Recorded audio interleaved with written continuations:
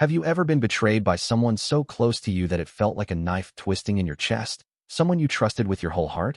That's exactly what happened to me when my own sister, the person I grew up sharing secrets and dreams with, lied straight to my face just to take something that was mine. My room, my sanctuary, the one place I could always call my own. But what I did next, the way I fought back, wasn't something I ever thought I was capable of, and it changed everything between us, maybe forever. I'm still reeling from the fallout, torn between anger, heartbreak, and a flicker of hope that we can somehow mend what's been broken. This isn't just a story about a petty sibling fight over a bedroom. It's about trust shattered, boundaries tested, and the messy, painful journey of standing up for myself even when it meant risking the only family bond I've ever truly cherished. Stick with me as I unpack the raw, emotional roller coaster of betrayal, revenge, and the desperate search for forgiveness in a relationship that might never be the same. You won't believe how far this went, and I need your help to figure out if I've gone too far or if I'm finally learning to put myself first.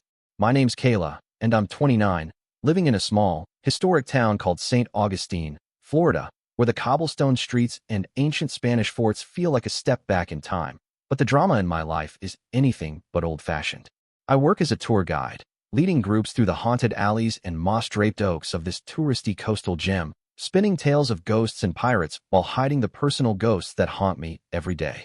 I grew up in a modest two-story house just outside the downtown area, near the Matanzas River, where the salty breeze and the sound of seagulls were the soundtrack to my childhood. My family wasn't perfect. Mom worked long hours as a nurse. Dad was a quiet mechanic who kept to himself. But my younger sister, Mia, and I were thick as thieves, or at least I thought we were.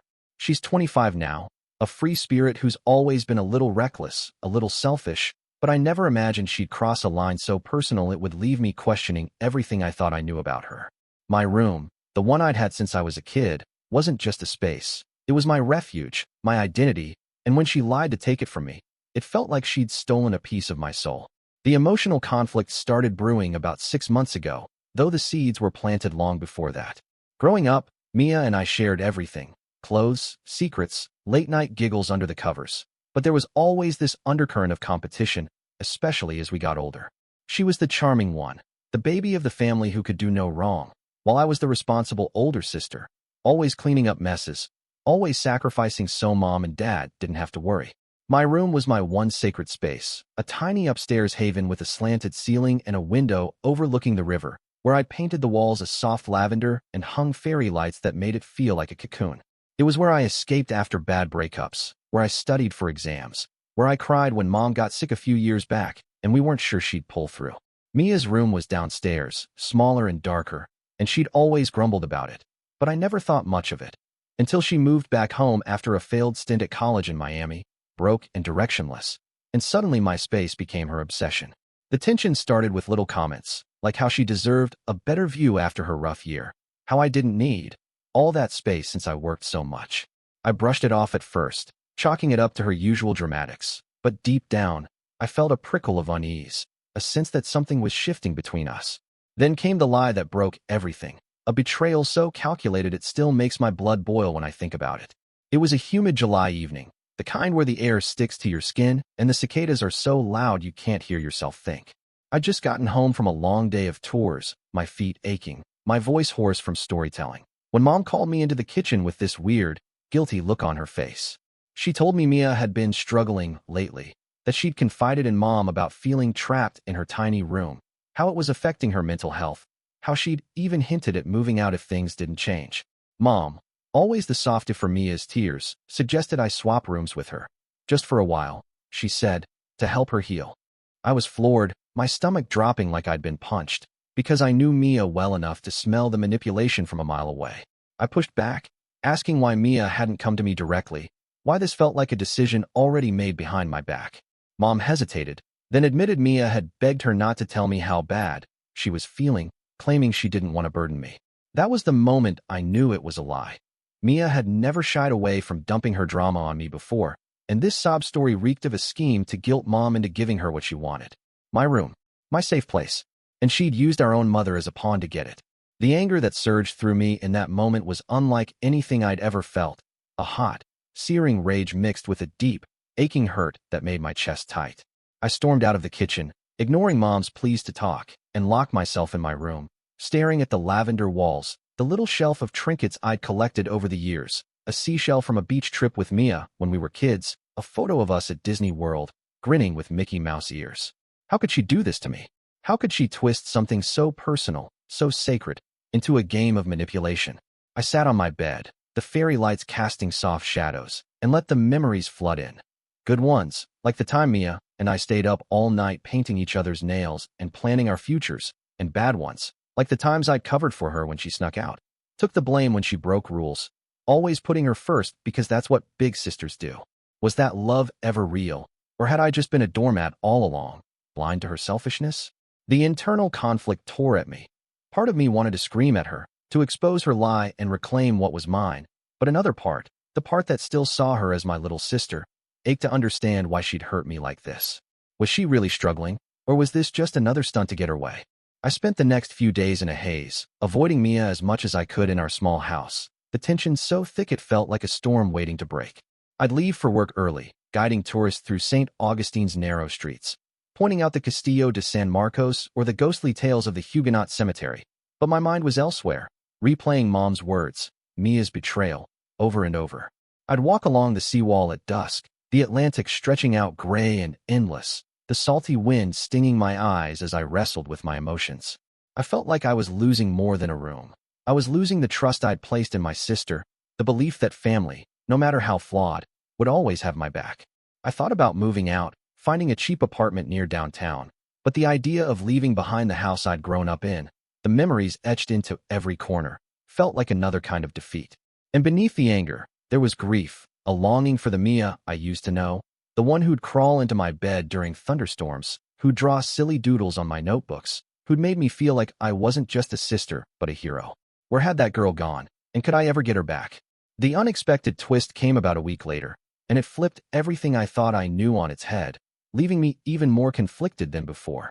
I decided to confront Mia, to lay it all out and demand the truth, but before I could, I stumbled on something that changed the game entirely. I was in the garage, digging through old boxes for some paperwork I needed, when I found a stack of Mia's notebooks tucked behind some camping gear. I shouldn't have looked, I know that now, but curiosity, or maybe desperation, got the better of me. Flipping through the pages, I saw journal entries, raw and messy, written in her loopy handwriting, dating back months. They weren't just random thoughts. They were confessions, admissions of guilt and shame that hit me like a tidal wave. Mia wrote about how she'd lied to Mom, how she'd exaggerated her struggles because she was jealous of my room, my stability, my life.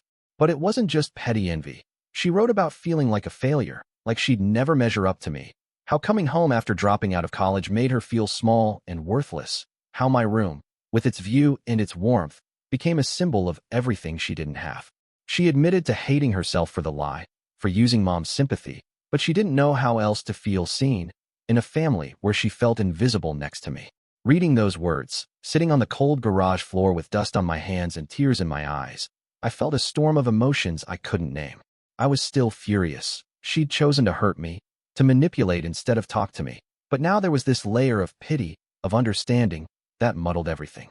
Mia wasn't just selfish. She was broken in ways I hadn't seen, or maybe hadn't wanted to see, too caught up in my own role as the perfect sister to notice her drowning. I thought back to the past year, to the signs I'd missed, her mood swings, her late nights out, the way she'd stopped confiding in me. Had I been so wrapped up in my own life, my job, my routines, that I'd failed her as much as she'd failed me? The notebook shook in my hands as I read her final entry, dated just a few days before, where she wrote about wanting to apologize but being too scared I'd hate her, too ashamed to face the mess she'd made. It was a gut punch, a revelation that her lie wasn't just about a room. It was a cry for help, a twisted way of trying to reclaim some worth, and I hadn't even noticed she was hurting that badly. That discovery left me at a crossroads, torn between the hurt she'd caused and the pain she was carrying, and it fueled the response that shocked even me. I didn't confront her right away. My emotions were too raw, too tangled, but I knew I couldn't let things stay as they were. Instead of giving in or lashing out, I decided to take control in a way I never had before.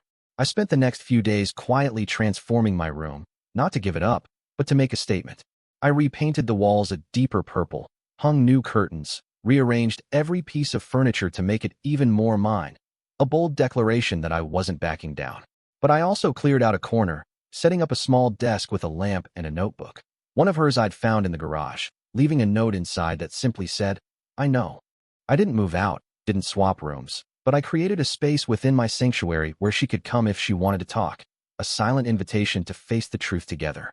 It was my way of drawing a boundary, of saying I wouldn't be manipulated, but also of showing I wasn't shutting her out completely.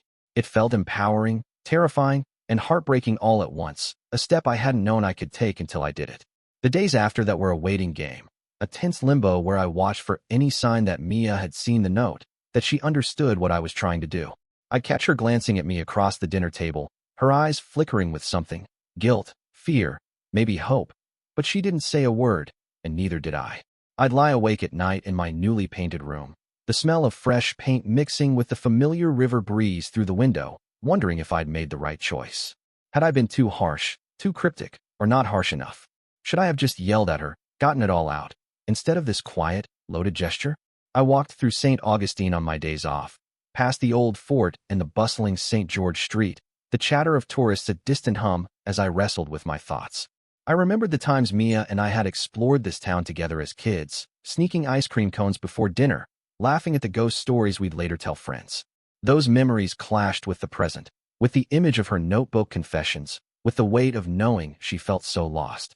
I wanted to fix it, to be the big sister who made everything okay, but I also wanted to protect myself, to stop being the one who always gave in. The internal conflict was a constant ache, a push and pull between love and self-respect that left me drained. Work became my escape, a way to channel the chaos into something I could control. I'd lead tours with extra passion, weaving dramatic tales of St. Augustine's history, pirate raids, tragic love stories, ghostly apparitions, pouring my own emotions into every word. I'd linger by the river after shifts, watching the water ripple under the Bridge of Lions, sketching in a little notebook of my own, doodling the lavender walls of my room, the desk I'd set up for Mia, trying to make sense of my feelings through lines and shapes. I thought about our family, too. Mom, who was still caught in the middle, oblivious to the notebook and the depth of Mia's lie. Dad, who stayed out of our drama, but whose silence felt like another kind of absence. I wondered if this rift with Mia was just the surface of something bigger, a crack in our family's foundation I'd never noticed before. Growing up, we'd always been fine, patching over arguments with forced smiles, never really digging into the hard stuff. Maybe that's why Mia and I were here now, unable to talk, unable to heal, because we'd never learned how.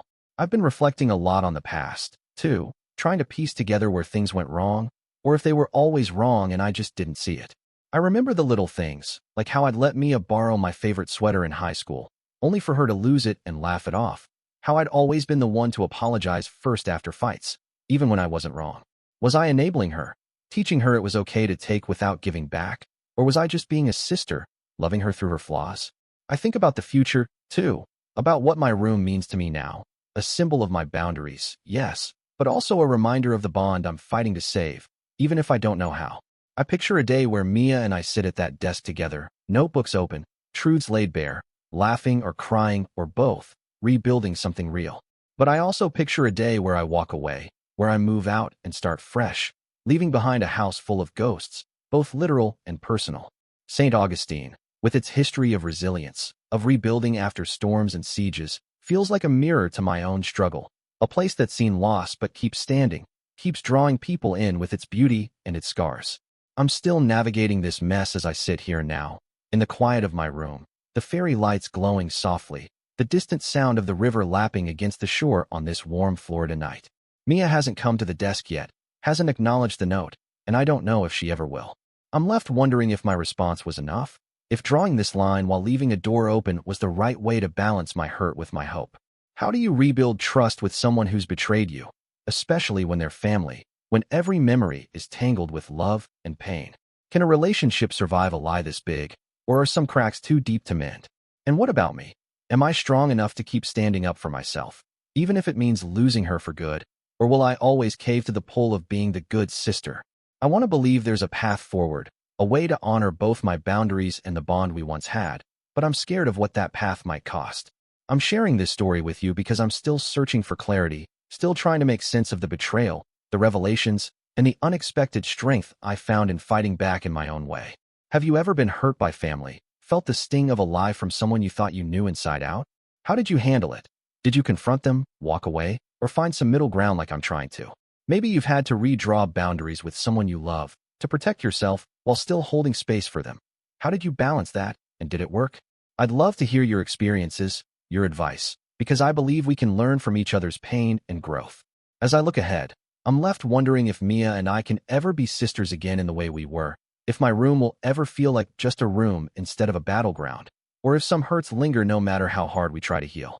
Thank you for listening to my journey, for being here through the anger, the heartbreak, and the glimmers of possibility.